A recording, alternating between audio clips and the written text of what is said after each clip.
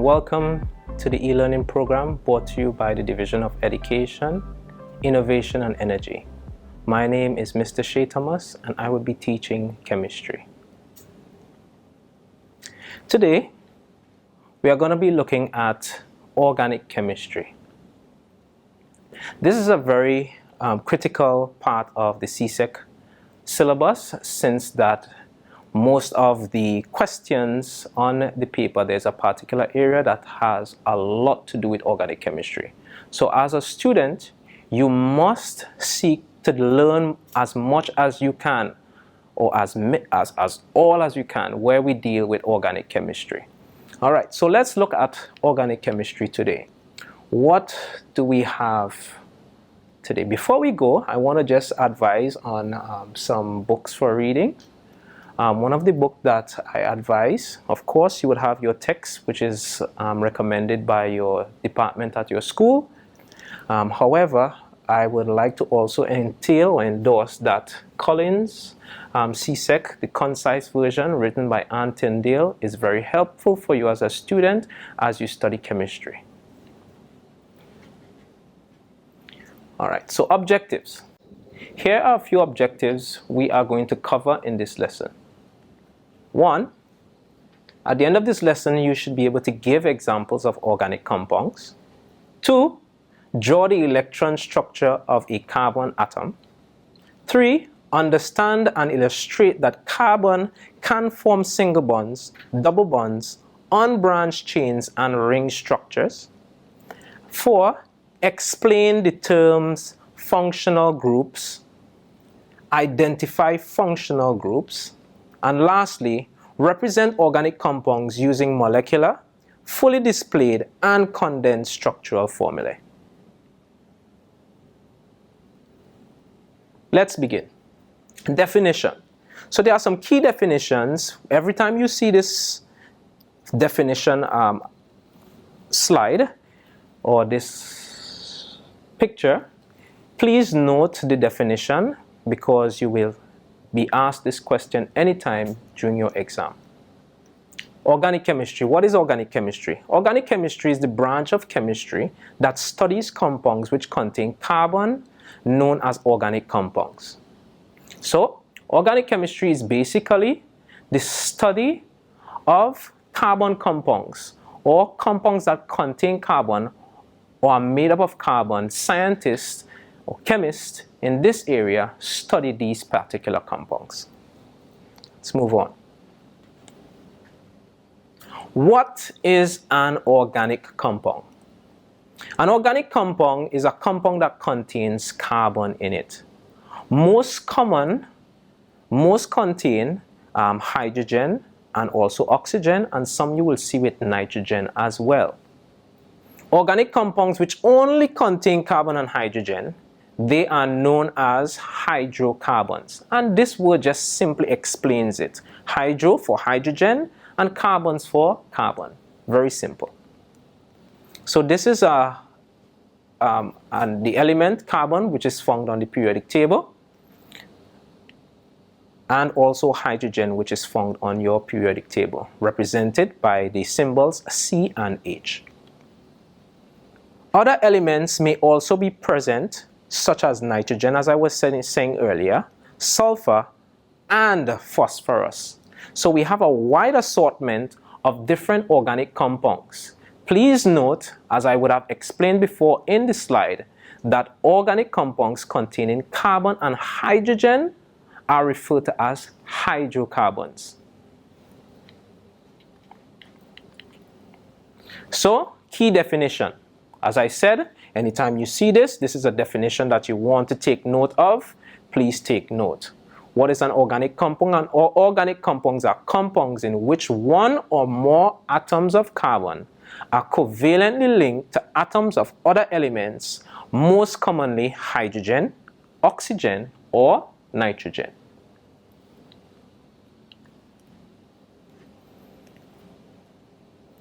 So let's look at some examples of organic compounds. So we would have organic compounds that we are familiar with. Some you may learn for the first time today, some you may know already before.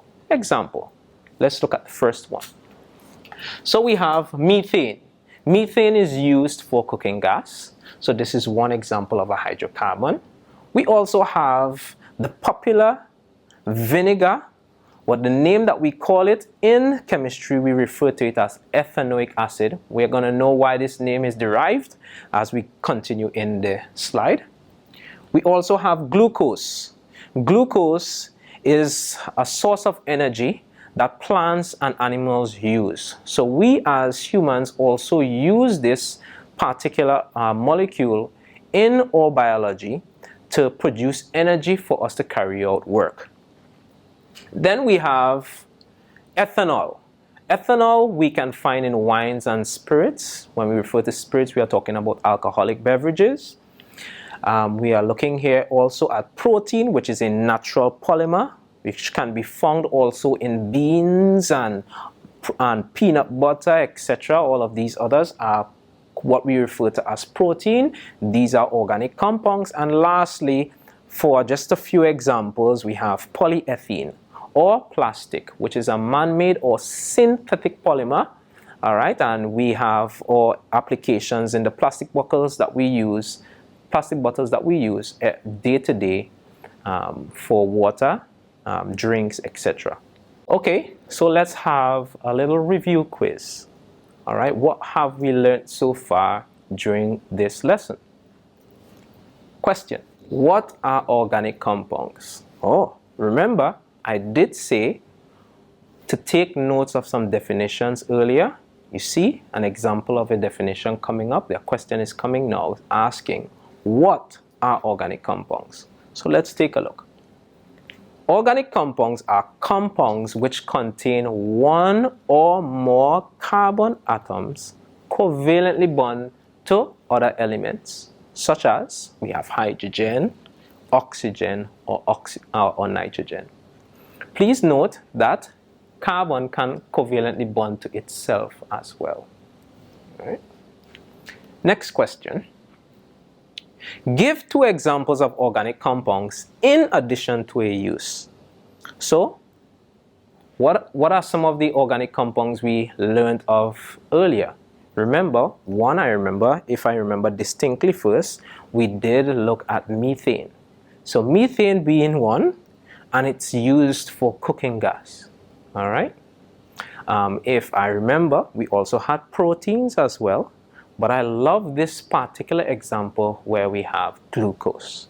So glucose is one used for energy in plants and animals. So these are two lovely examples of organic compounds. All right.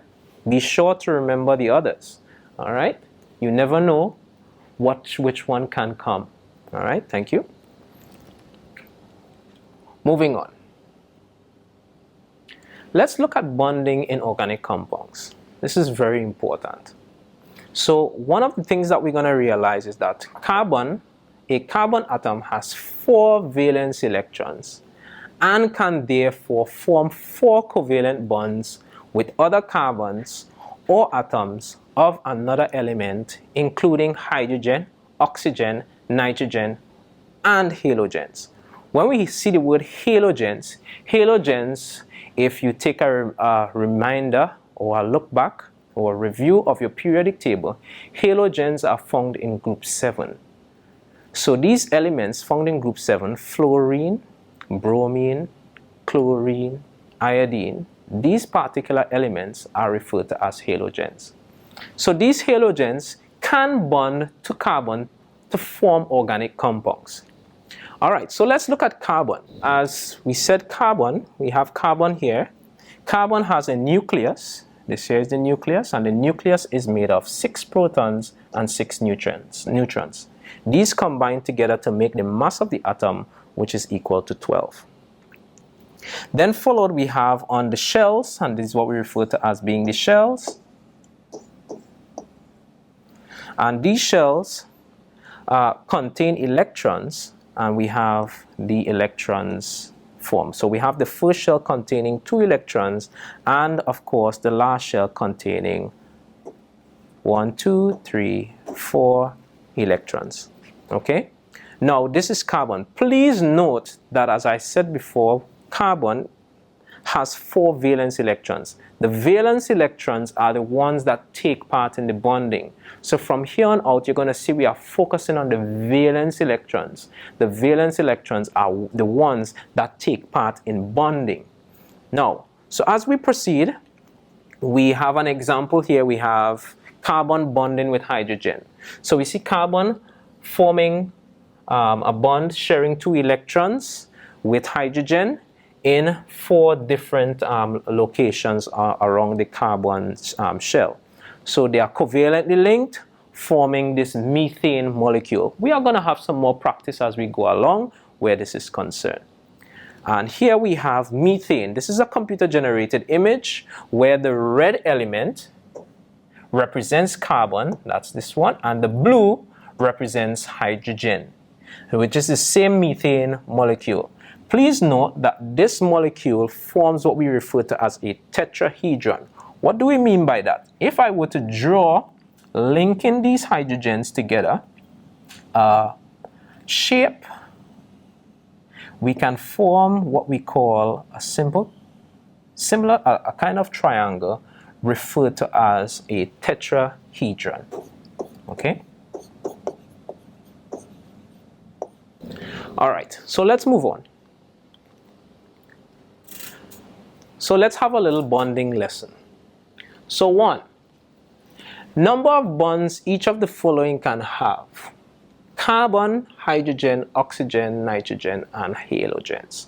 So we're going to be looking at these elements, and we're going to be looking at the number of bonds each of them have. Remember when we had our carbon, represented by this symbol C, we said that the carbon has how many electrons? 4 valence electrons. So I'm going to represent them by a dot. 3,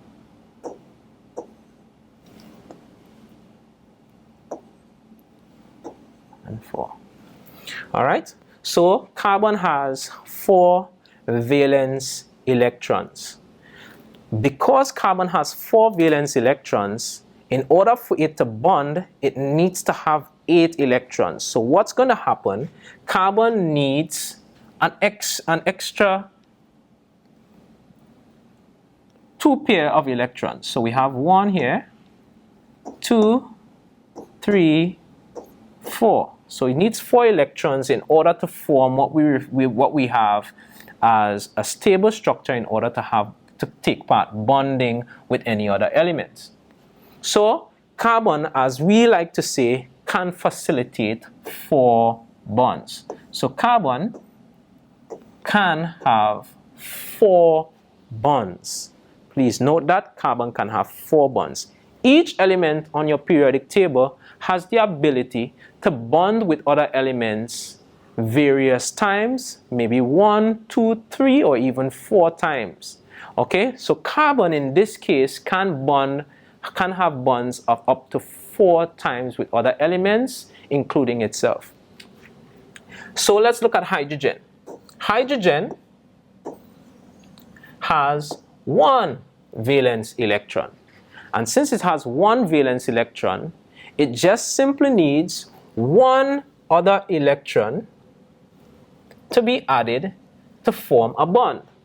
Now, I may not have explained earlier, but in order to form 1 bond, you need 2 electrons. So in order to form a bond,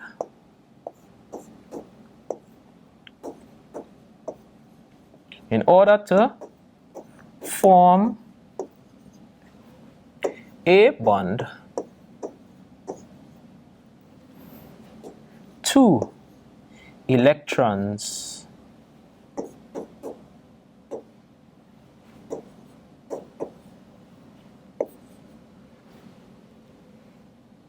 are necessary.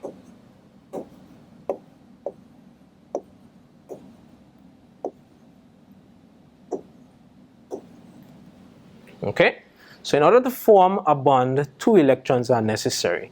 So in the case of hydrogen, hydrogen can only form 1 bond with other elements. Let's take a look at oxygen.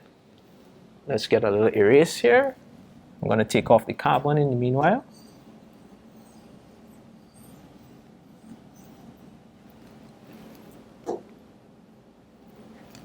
So oxygen. Oxygen represented by the letter O, symbol, is found in group 6 and therefore has 6 electrons. So we have 1, 2, 3, 4, 5, 6. All right, so we have 6 electrons. Now, in order for it to form a bond, it needs to, in order for it to become stable, it needs to form bonds to form 8 electrons. In this case, oxygen simply needs 1 pair of electrons or 2 electrons in order to complete its bond or complete its octet. As a result, oxygen, as we have known, or oxygen in this case, can only form 2 bonds. All right? So oxygen can only form 2 bonds. These bonds can be written as that, or it can be written in this case, being a double bond. All right? So oxygen can form 2 bonds. Let's look at nitrogen, and lastly, we will look at the halogens.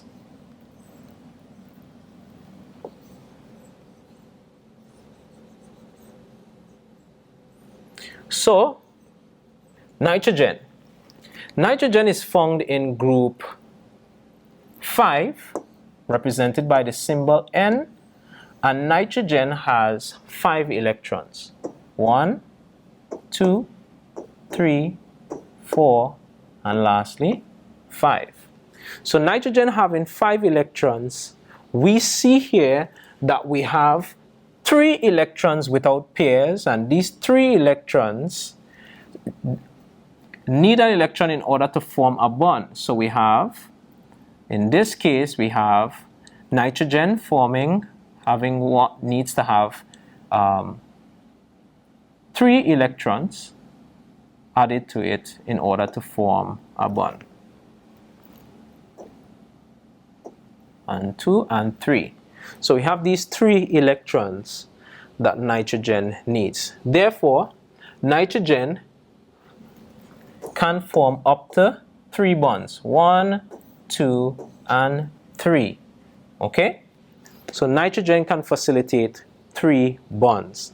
Lastly, we're looking at the halogens. All halogens are going to be the same. All right? So let's take an example of a halogen. We're looking at chlorine. Chlorine is a halogen found in group 7, having 7 electrons on its valence shell. That's 4, 5, 6, and 7. We're seeing 1 electron there is without a pair. Therefore, chlorine can only form 1 bond, just as hydrogen in the other case. So chlorine, as we can conclude, chlorine can only form 1 bond. So as we look back, chlorine and other halogens, they can form 1 bond. So they are similar. Since they are found in group 1, their valence electrons, group 7, sorry, their valence electrons only contain 7. Therefore, they can only gain 1 electron to form a bond. So as a result, just looking as we conclude, carbon can facilitate 4 bonds. Hydrogen can facilitate 1 bond. Oxygen can facilitate 2 bonds. Nitrogen can facilitate 3 bonds. And lastly, halogens. I'm going to represent chlorine in this case, and other halogens, they can form 1 bond with other elements. All right, so let's speed ahead. We are looking now at bonding in organic compounds. So because carbon has 4 valence electrons, carbon atoms can bond with other carbon atoms in almost unlimited ways. So here is it. Carbon has 4 valence electrons. Having these 4 valence electrons, carbon has the ability to bond with other carbon atoms in various different ways. We're going to be looking at them. But having this ability, that is what accounts for carbon being so abundant in nature with the amount of compounds that we have that are organic, and there are numerous numbers. All right, so example, carbon can form single bonds with adjacent carbon atoms sharing 1 pair of electrons between them. So example, we see here where we have this molecule, this is what we refer to as a structural formula, where we have carbon, and the carbon is bonded to an adjacent carbon, and it is bonded by a single bond.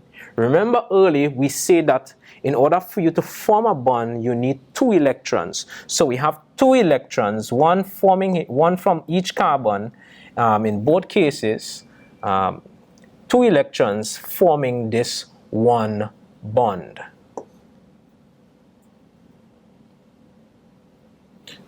So we have a single bond in this case. All right? So it's important to note that organic compounds containing single bonds between carbon atoms are referred to as being saturated. So I'm just going to take the opportunity here now to just slip in a little information. We always hear the term saturated. You hear about saturated fats or unsaturated fats. This is where they get the information from. Saturated fats are fats that have single bonds, and fats contain carbon atoms in this. You see how many organic compounds we have? Fats are also included in organic compounds. But fats that we refer to as being saturated fats are fats that have single bonds between their carbons. All right? Important note. Next, as we continue, carbons can form double bonds with adjacent carbon atoms, sharing 2 pair of electrons. So in the last case, we said 1 pair, that's 2 electrons forming a bond. So anytime we have adjacent carbons bonding with 2 pairs of electrons, that is 4 electrons, a double bond is resulted between the 2 elements. So an example, we have ethene. So ethene has these 2 carbons, and between these 2 carbons we have a double bond. And this double bond includes how many pair of electrons? 2 pairs. That means we have one coming from one carbon and the other coming from the other carbon. And we have one coming from the next carbon and another coming. These four electrons link together to form what we call a double bond. All right? So please note again that organic compounds containing 1 or more double bonds between adjacent carbon atoms are referred to as being unsaturated. So it means therefore that fats that we call unsaturated fats have double bonds between their carbons. Interesting. Let's move ahead. We also have carbons forming unbranched and branched chains of carbon atoms of different lengths. All right? So one example, we have pentane. So don't worry about how I'm getting these names. Later on, we're going to be learning, especially in the next video, we're going to be learning how we name organic compounds. So pentane having 5 carbons, these 5 carbons are bonded to each other by single bonds. And this is what we refer to as an unbranched chain. Okay? So whenever we have a branched chain, it means therefore that aside from the normal chain, and let me just see if I could show you here. So in order to know whether or not an organic compound has a branch chain or not, we tend to do a nice circle throughout the carbons that bond directly with each other. And we must be able to draw a straight line from each of them. So let me erase this in a little bit so we can get a better illustration. So if I begin at this carbon here, so I'm going to begin at this carbon here, and I'm going to draw a line. I'm going to draw a line. I'm not going to be going back. Just draw a straight line one time through. No reverses, no, just one line. So this is what we refer to as an unbranched chain or a straight chain organic compound. Example again. So beginning at this first carbon here, we are going to draw a line straight through each adjacent carbon without going backwards. So you must be able to draw a full line straight through without reverting to go. So example, I could have drawn like this, carbon to carbon, carbon to carbon. Not necessarily a straight line, but connecting each. But if I go back, then that's a problem. All right? Now, to know that I have a branch, I could just observe when I make my drawing straight through, from carbon to carbon, one connected line, I realize that I now have a branch. So just like a tree would grow branches, we have organic compounds having branches, which are extremities from its normal extended connections from its normal structure, forming other carbon chains. All right, so let's move us ahead. Bonding continued. Carbon can form ring structures. So we're going to have some examples of ring structures. So these atoms can form single or double bonds between adjacent carbon atoms, and this is an example here. So you realize that carbon has numerous ways of bonding with other carbons, forming different compounds throughout. So organic compounds, the large numbers that we have is given for a reason, because carbon has the ability, because of its 4 valence electrons, to bond with other elements or bond with other carbons in different ways. So let's move ahead. So bonding lesson. We're going to apply a dot cross diagram of the following organic compounds. So we're going to take a lot of the information that we would have learned earlier. One, where hydrogen can form one bond, nitrogen can form. We're going to use this information and look at some simple structures. So example, methane. So methane contains carbon. So we're just going to go back to some bonding 101.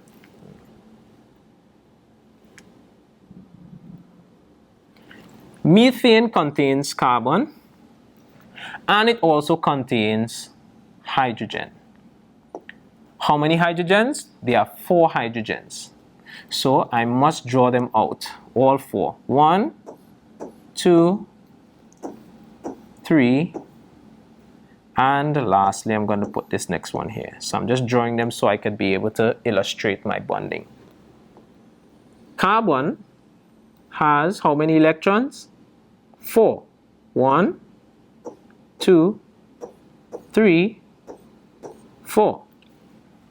Hydrogen has 1 electron. So I'm going to do this for all your hydrogens. This is very important for you to know to draw.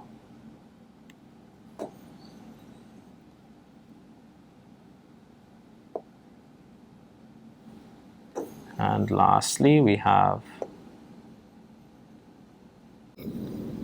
going to pair the electrons. So the electron coming from the hydrogen, and we use a double arrow when we are doing 4 covalent bonds. So the carbon is going to covalently link with 1 hydrogen, and hydrogen can only facilitate 1 bond, 1 electron. So there's no more electrons that it can take. So the next electron the carbon is going to link with is the electron on the hydrogen. The next hydrogen, and it continues throughout. Hydrogen, as we said, can only facilitate one bond, therefore it only needs two electrons, two pair of electrons, and since it has one already before, it can only share one with the carbon. So at the end result, we are going to have this forming: carbon bonding covalently with 4 hydrogens. Why did I intersect the both of them? I'm going to put the electrons on the inside. I'm going to use a different color. So the X, electron from the carbon, and the dot from the hydrogen. X dot X and X and a dot. All right. So this is an example of how we draw the methane structure. So one, we have carbon having we have carbon having the bond sharing 2 electrons along with the hydrogen in 4 different areas. All right, and this results in methane, and we draw it in this form, which is a structural form we call afterwards. All right, so there we have this first example. Let's look at another example. Ethane. Ethane contains 2 carbons. One carbon has 4 valence electrons. 1, 2, 3, 4, and it has 2. 1, 2, 3, 4. All right, and there are 6 hydrogens. So with the 6 hydrogens, we have 1, 2, 3, 4, 5. I'm just going to make some space, and 6. Each of them would have 1 electron in its valence shell, of which I'm representing by a dot. So these are what we call dot cross diagrams, and how dot cross diagrams work is that we have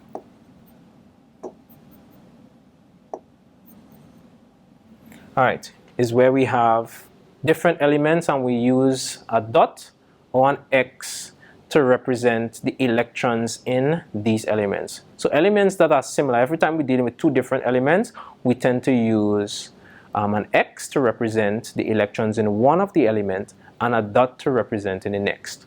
So in this case, we have ethane, and we're going to show the representation, and then after I'm going to just show you a simple way of doing this quickly. All right. So we have 1 is going to link with this. This one here is going to link. As we said, the electrons can only link once with another electron to form a pair in order to form a bond. So we have to remember that the carbons are bonded to each other where organic compounds are concerned. So with organic compounds, the carbons have bonds with each other, as well as they're going to have bonds with the other elements. Okay, so we have this being formed.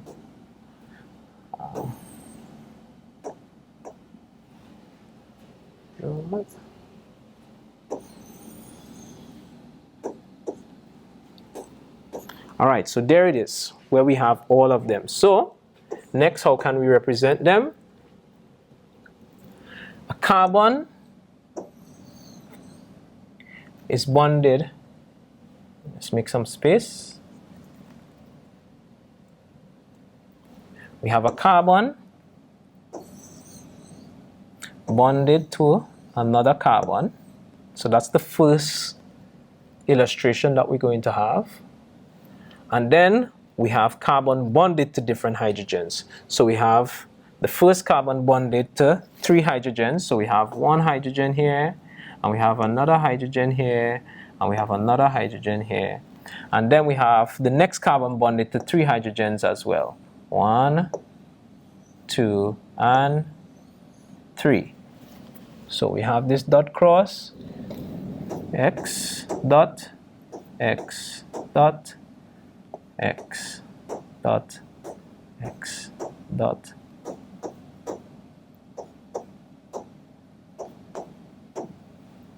All right, and we have all of these here being hydrogens.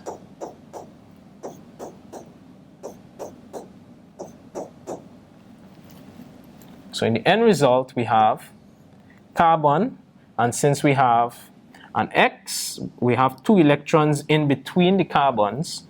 We have carbon single bonded to our next carbon, and then we have carbon single bonded to other hydrogens. So we have 1 hydrogen, 2 hydrogen, 3 hydrogen, and this is how we formulate our structures in chemistry.